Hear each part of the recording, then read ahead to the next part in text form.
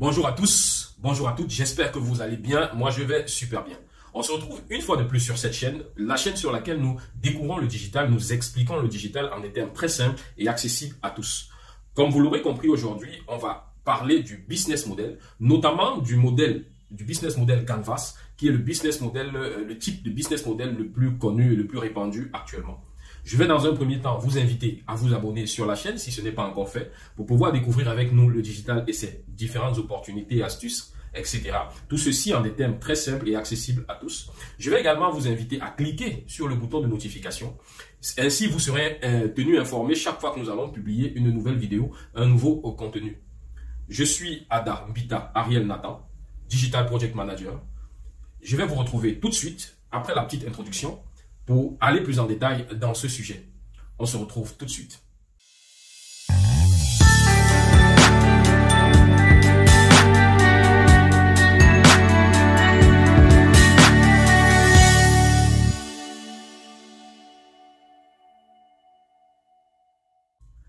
Bienvenue une fois de plus, nous allons directement rentrer dans le vif du sujet. Lorsque l'on parle de business model, il faut savoir qu'il existe plusieurs modèles, plusieurs types de business model. Mais nous allons parler aujourd'hui du business model Canva, qui est le business model le plus répandu, le plus utilisé de nos jours. Le business model Canvas, qu'est-ce que c'est? En fait, de manière très simple, le business model Canvas est un outil qui aide les entreprises à mieux comprendre leur activité, à mieux comprendre comment ils vont faire pour gagner de l'argent avec leur projet, avec leur activité, à mieux comprendre comment leur projet va faire pour atteindre les objectifs qui ont été définis, les objectifs principaux, notamment le succès du projet. En fait, de manière très simple, c'est ça le business model. Et le business model Canva, il est réparti en 8 blocs sous forme de matrice. Et dans ces 8 blocs-là, vous allez pouvoir répondre à des questions qui seront essentielles au succès de votre projet.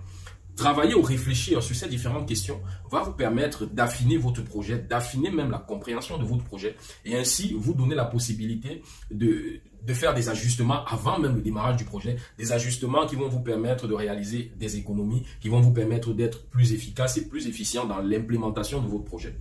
Ça veut dire que le business model Canvas est une sorte de plan, c'est une sorte de carte qui permet de voir comment toutes les activités essentielles, fondamentales de votre projet s'assemblent pour vous permettre d'avoir un projet qui soit cohérent, qui soit efficace, efficient et qui ait moins de chances d'échouer.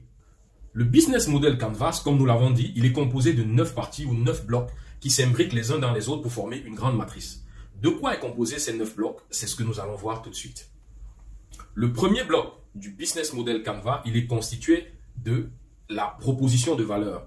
C'est-à-dire, qu'est-ce que l'entreprise propose comme valeur pour les clients? Qu'est-ce que les clients achètent?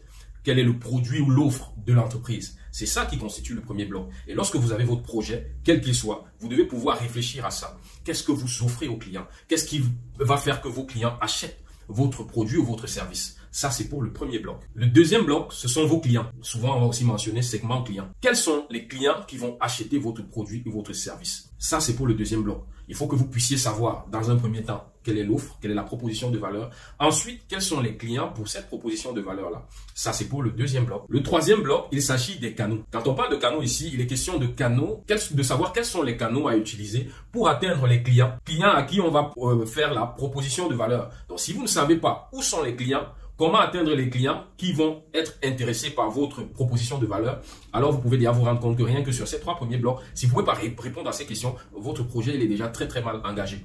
Donc le troisième bloc, ce sont les clients, les canaux. Quels sont les canaux? Où est-ce qu'on va aller pour pouvoir rencontrer ces clients afin de leur offrir nos services ou nos produits? Le quatrième bloc, c'est celle de la relation avec les clients. Ici, il s'agit de savoir comment vous allez interagir avec vos clients. Et ça, c'est une question qui est importante. Parce que comme on dit souvent, la vente ne se conclut pas après l'acte d'achat. Au contraire, la vente commence après l'acte d'achat parce qu'il faut savoir maintenir, déjà créer, ensuite maintenir cette relation avec le client afin qu'il puisse revenir faire des achats ou même inciter d'autres personnes de son entourage à venir faire les achats. Donc, il faut travailler sur cette relation avec les clients. Et les grandes entreprises l'ont compris. C'est pour cela que dans ces grandes entreprises, vous allez vous rendre compte que la relation avec le client, elle est privilégiée. La relation avec le client, elle est travaillée. Par contre, les petites entreprises ont encore beaucoup de mal à utiliser cet élément-là, à s'investir en fait. Ont encore beaucoup de problèmes à s'investir dans la relation avec le client qui est pourtant fondamentale pour le succès de votre activité. Donc là, il s'agit du bloc de la relation avec le client. Le 5e bloc, il va s'agir ici des sources de revenus. C'est dans cet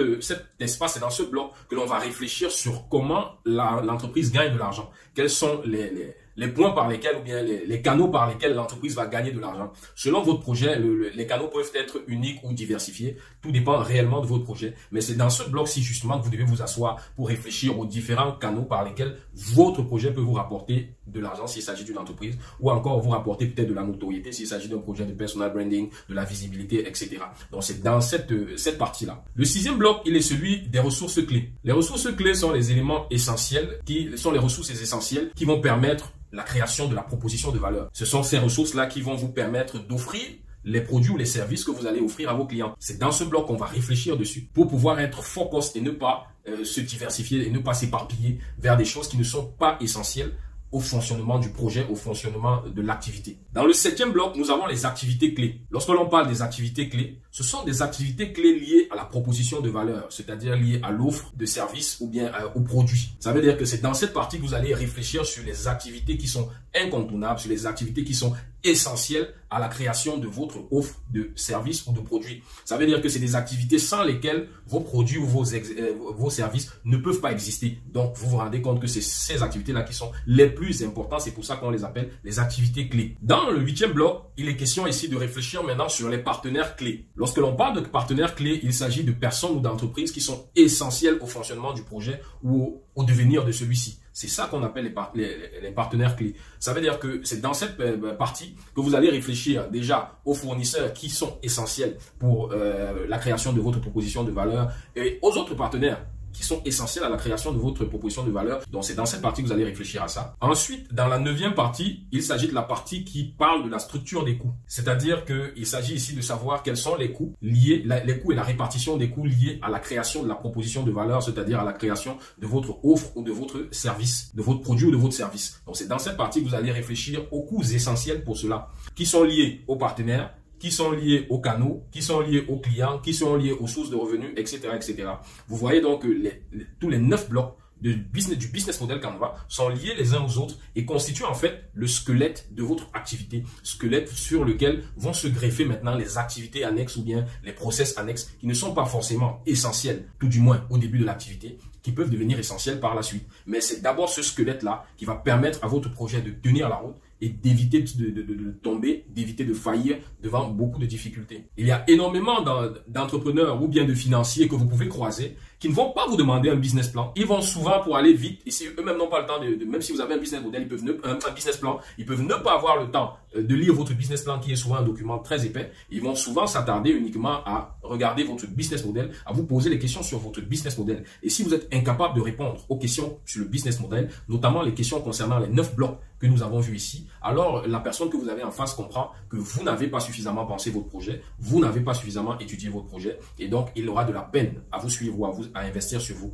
Donc vous pouvez vous rendre donc compte que le business model, il est essentiel. Moi, j'aime à dire que le business model, c'est le squelette du business plan. C'est l'ossature, c'est la structure du business plan. Maintenant, les éléments du business plan sont là pour détailler un peu plus le business model, faire des prévisions sur le long terme autour du business model. Donc, pour moi, c'est un peu ça. Vous pouvez donc vous rendre compte que le business model, il est essentiel, il est important. Et directement, le business model va vous permettre de mettre en lumière certaines lacunes du projet qui vont faire que vous pouvez décider de l'abandonner et ça vous aura évité de dépenser de l'argent pour rien dans un projet qui n'est pas pertinent, qui n'est pas bien pensé. Donc, pour moi, le business model, il est essentiel et tout entrepreneur, qu'il soit aspirant ou bien confirmé, doit faire le business model pour chacun de ses projets. Moi, désormais, je ne me lance plus dans aucun projet sans avoir fait le business model. J'ai déjà eu beaucoup d'échecs. Je sais que j'en aurai encore beaucoup, mais au moins, je sais qu'avec le business model, je vais énormément diminuer les risques d'échec de mon projet. Ça va me permettre de réaliser beaucoup d'économies. Nous arrivons au terme de cette vidéo. Nous vous remercions de l'avoir suivi. Nous vous remercions pour votre attention et nous vous donnons rendez-vous dans une prochaine vidéo. Nous allons développer sur un autre thème et tout ceci en des termes très simples et accessibles à tous. Passez une agréable journée et on se dit à la prochaine. Bye bye.